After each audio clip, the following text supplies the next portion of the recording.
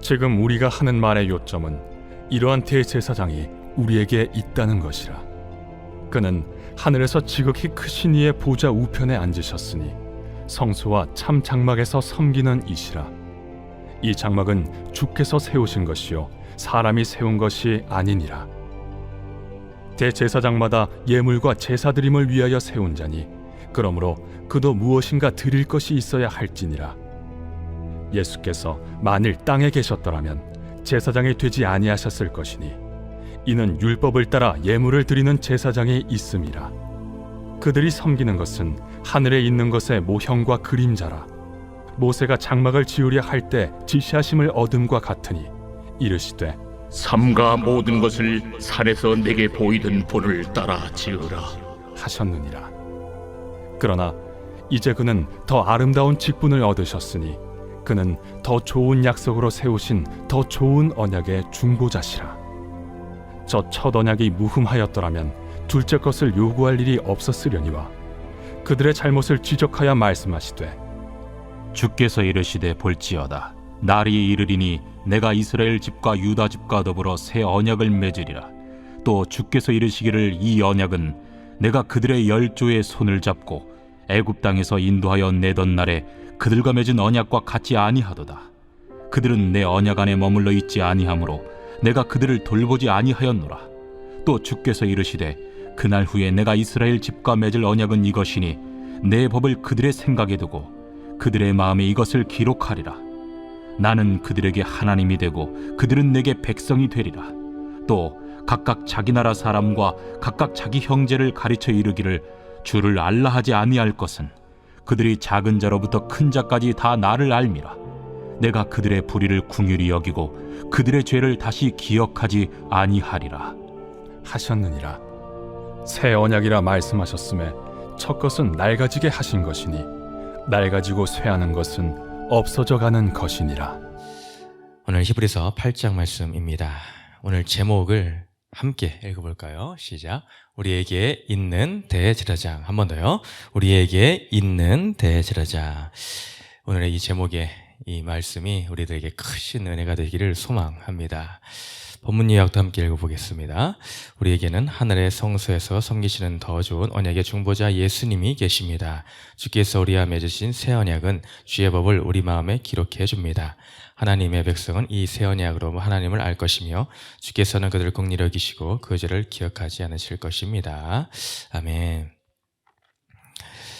히브리서 말씀 그 안에는 예수 그리스도에 대한 것들이 많이 담겨져 있다라고 하였습니다.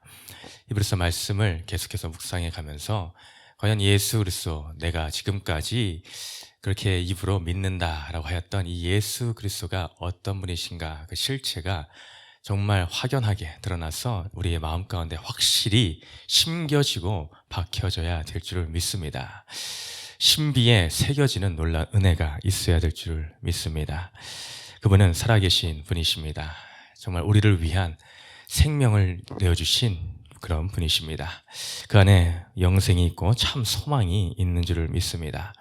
히브리서 기자는 앞서 계속해서 너희가 지금 너희 그 상황이 너무나 좋지 않은 그런 상황 가운데 있는데, 그런 상황이 어떤 상황이었습니까?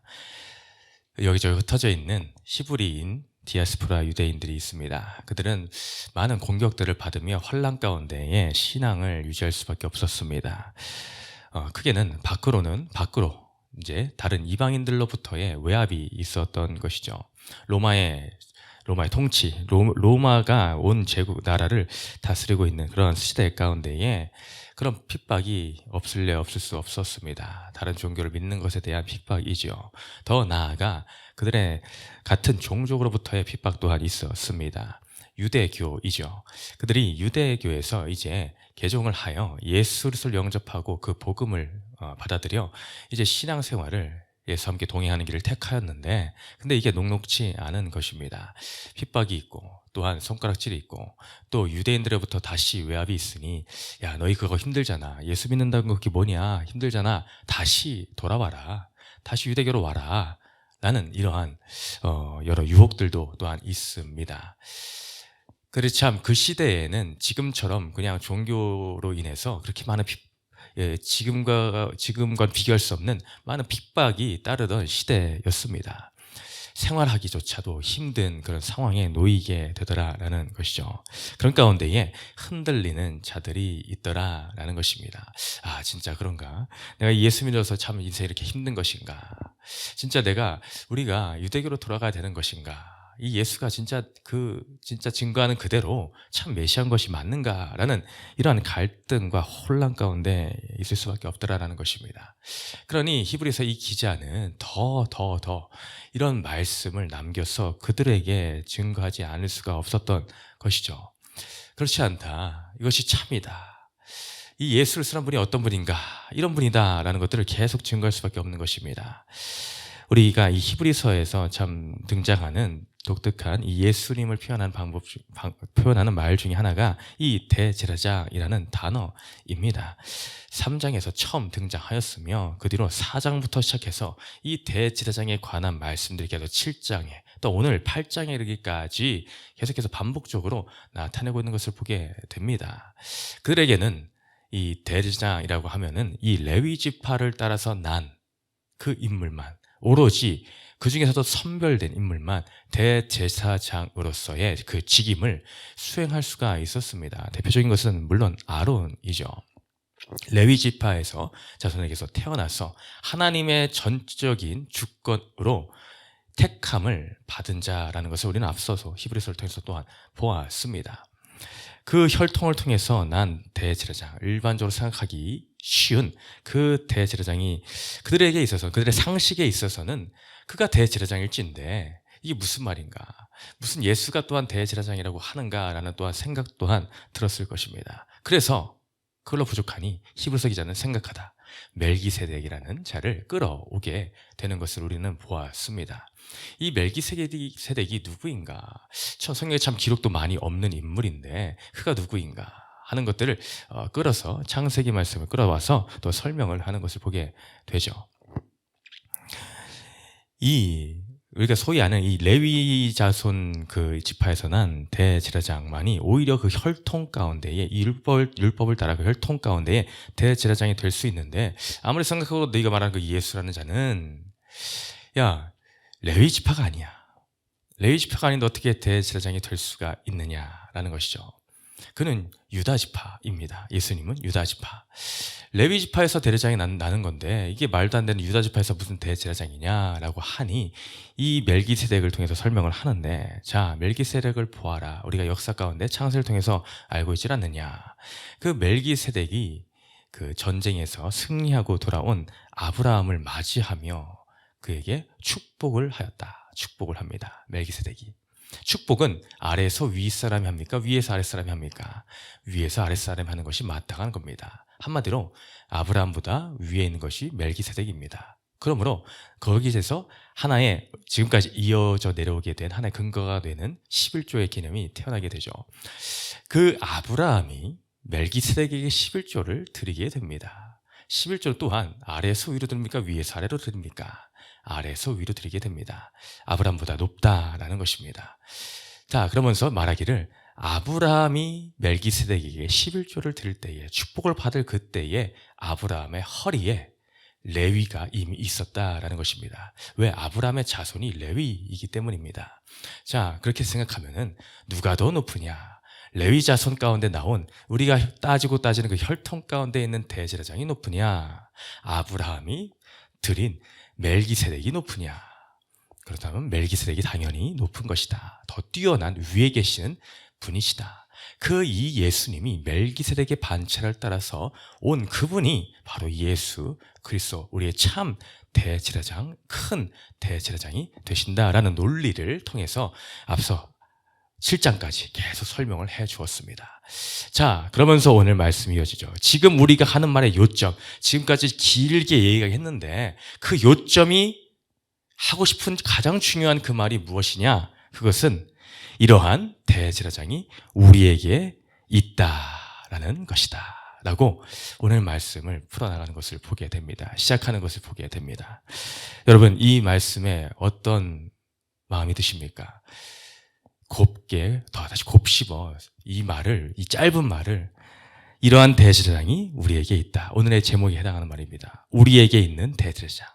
이 말이 너무나 큰 힘과 위로가 되는 것입니다. 이 말이, 이 표현들이 지금까지 설명한 이 말의 요점을 다시 한번 정리를 해주며 이 말을 그때 당시에 그 히브리인들이 들었다라고 하면은 야, 어떤 느낌일까?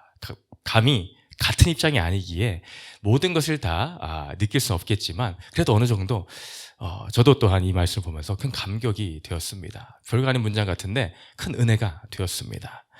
야, 지금까지 말한 이분이 진짜 참 제사장. 너희가 지금 율법 아래에 있으므로 그것을 너무나 흔들리고 있는데 우리 혈통 가운데 너무나 흔들리고 그들에게 있어서 제사라는 건 대제사장이라는 그 존재는 감히 상상할 수 없는 존재입니다. 너무나 큰 존재입니다. 그 대제사장의 직임은 하나님과 인간 사이에 서서 대신하여 하나님 앞에 나아가 죄를 자복하며 이 예물을 드리고 속죄의 제사를 드리는 중보의 역할을 하는 것이 이 대제사장이라는 존재, 절대 뗄래야 뗄 수 없는 존재입니다. 귀한 존재입니다. 그런 분이 우리 예수 그리스도라고? 야, 이것이 연결되는 그 순간 예수님이라는 존재와 이 대제사장, 참 대제사장, 진리의 진짜 큰 대제사장이 예수 그리스도라는 이것이 하나로 머리 가운데, 삶 가운데에 하나의 통로가 되어 연결이 되는 그 순간에 따로따로가 분리된 것이 아니라 하나가 되는 그 순간에 일어나는 그 감격은 이루다 말할 수 없는 것일 것입니다. 근데 그분이 너희와 우리와 함께 있다라는 것입니다.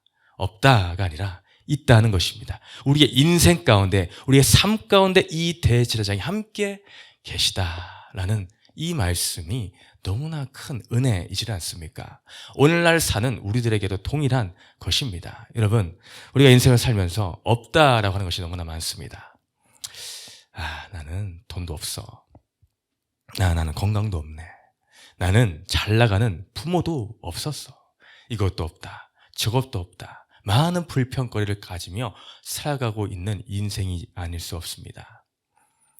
여러 것을 포기하며 살아가는 또한 시대이기도 합니다. 근데 그런 것들이 돈도 없고 뭐도 없고 눈에 보이는 수많은 것들이 없는 것으로 인해서는 낙심하며 낭망하며 좌절하며 슬퍼합니다. 근데 우리의 인생 가운데 만일 우리의 이 대제사장이 없다라고 하였다면 이 기자가, 히브리서 기자가 그들을 향해서 대제사장이 우리에게 없다라고 하였다면, 우리에게 이런 분이 없다라고 하였을 그때에는 과연 이 땅에 있는 금은부화에 없는 것보다 얼마나 더 크게 낙심을 하시겠습니까? 좌절을 하시겠습니까? 여러분, 어떤 것으로 더 낙심하겠습니까? 예수가 없는 것입니까? 돈이 없는 것입니까? 예수가 없는 것입니까? 건강이 없는 것입니까? 우리는 금은부화가 없는 그것보다 예수가 없는 것에 더 좌절할 수밖에 없는 인생입니다. 반대로 예수가 있기에 내가 금은부화가 없다 한들, 건강이 없다 한들 우리는 모든 것을 가진 자들입니다. 모든 인생에서 참 소망을 소유한 인생인 줄을 믿습니다. 그 인생에는 더 이상 좌절이 없습니다. 낙심이 없습니다. 예수라는 그 참 대제사장에 우리의 모든 것을 소유한 자이기 때문입니다. 그것이 우리 공동체가 되는 줄을 믿습니다.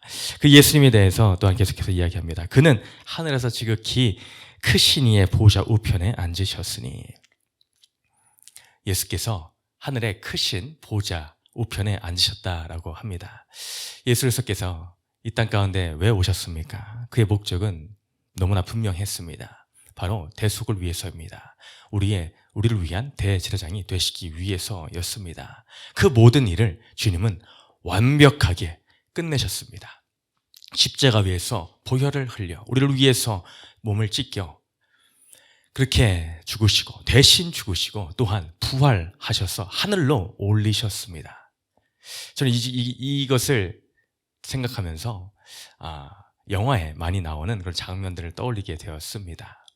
중대한 사명을 띠고 왕으로부터, 임금으로부터의 중체대한 임무를 맡고 나아가는 그 왕자, 그거 떠올랐습니다. 왕자가 큰 전쟁의 판에 중요한 이 나라의 존망이 달려있는 그 문제를 가지고 뛰어나아가는, 전쟁을 하러 나아가는 그 왕자.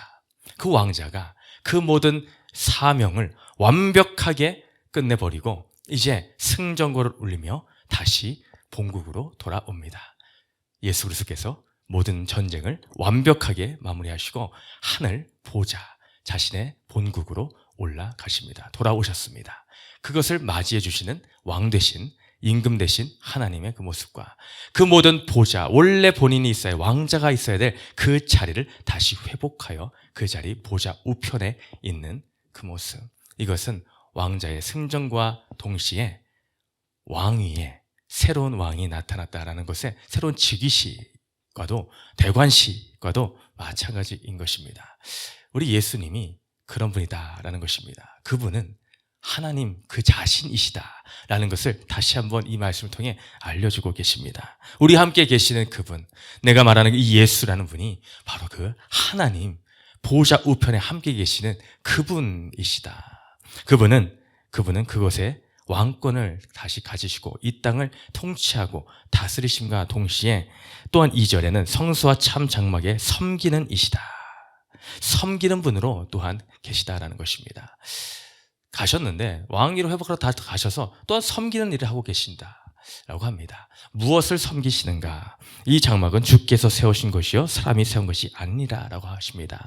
예수님께서는 여전히 그러나 모든 일을 이 구속사라는 이 것을 완수하셨지만 아직 남은 것이 있습니다. 아직 우리 인간의 때가 끝나지 않았습니다. 그러니 하나님과 인간 사이에 서서 여전히 대제사장과 같은 그 직임을 수행하고 계십니다. 중보자로서 그 섬기시며 우리를 위해서 애통해 하시고 기도하시는 그분.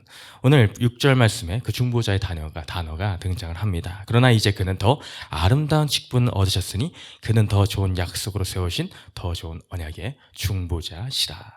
사실상 중보라는 것은 우리가 쓰는 말이 아닙니다. 우리는 중보기도 한다라는 말을 많이 하는데 사실상 이 예수 그리스도로부터 나온 이 중보라는 표현을 갖다가 그대로 쓰는 것뿐이지 인생의 참 중보자는 예수 그리스도밖에 없습니다. 우리는 중보자적 사명을 띠고 있는 것뿐이지 참 중보자는 예수밖에 없습니다. 왜입니까? 그분만이 하나님께로 가는 유일한 길이기 때문입니다. 유일한 진리이기 때문입니다. 그분이 우리를 위해서 지금도 하나님 우편에서 우리를 위해서 대변하여 주시고, 왜냐하면 그분이 우리의 연약함을 그 누구보다 잘 아십니다. 앞서 우리가 보았죠. 우리의 연약함을 능히 부족함 없이 다 공감해 주시고 채워내 줄 수 있는 그분이시기 때문입니다. 오늘도 주님은 이러한 것을 하고 계십니다. 그분은 이제 오늘 5절 말씀처럼 이제 모형과 그림자가 떠나가고 참 실체와 본체가 되어서 우리의 인생 가운데 찾아오셨습니다. 이제까지 너희가 보았던 그 모세가 세웠던 그 성막, 그 모든 제사제도 그것은 다 그림자에 지나지 않다. 어떤 것의 그림자인가? 예수 그리스도의 그림자에 지나지 않다. 아론이라는 대제사장, 그는 유한한 존재이며 그 대제사장의 지금은 늘 바뀔 수밖에 없다. 아론이 죽으면 그 아들 엘르아살이 또 대제사장이 될 수밖에 없고 그 자손이 계속 바뀔 수밖에 없는 유한성을 갖고 있지만 예수 그리스도는 영원한 대제사장이 되어서 그분이 우리의 본체가 되시고 실체가 되신다. 우리는 그 그림자를 소유한 인생이 아닌 실체를 소유한 인생이 되었다라는 것을 말씀해 주고 있는 것입니다. 이 말씀에 오늘 은혜가 있으시기를 소망합니다. 우리에게 있는 분은 이 땅의 대제사장이 아닌 하늘 보좌의 본향의 참 대제사장이십니다. 예수가 우리와 함께 계십니다. 앞서 우리는 찬양했습니다. 주 안에 있는 나에게 딴 근심 있으랴. 오늘 있다라는 이 단어 하나가 우리에게 은혜가 되기를 소망합니다. 요한복음 5장에 나는 포도나무에 너희는 가지라. 내가 그 안에 또한 그가 내 안에 내가 그 안에 있으면, 오늘 예수 그리스도가 내 안에 있고 내가 예수 그리스도의 안에 있는 놀라운 은혜가 오늘 하루의 삶 가운데 이것이 나의 말씀의 신앙의 고백으로 함께 하시기를 주님의 이름으로 축복드립니다. 함께 말씀 기억하며 기도합니다. 사랑하는 주님 아버지 감사드립니다. 우리에게 있는 대제사장 주님, 그분이 우리와 함께 계심에 너무나 감사드립니다. 드립니다. 이것이 무엇과 비교할 수 없는 가장 큰 은혜입니다. 우리가 세상에서 무엇이 없어서 원망과 불평을 하게 했습니까? 우리에게 예수가 없었더라면 어찌 살 수가 있었겠습니까? 예수가 대제사장으로 우리 함께 계시니 우리는 그 무엇도 부족할 것이 없습니다. 원망할 것도 없습니다. 오히려 우리에게는 참 인생의 소망이 있을 뿐입니다. 주님이 나와 함께 있다라는 이 단어가, 이 고백이 우리의 하루의 삶을 이끌어가고 붙들어가게 하여 주옵소서. 감사드리며 예수님 이름으로 기도드렸습니다.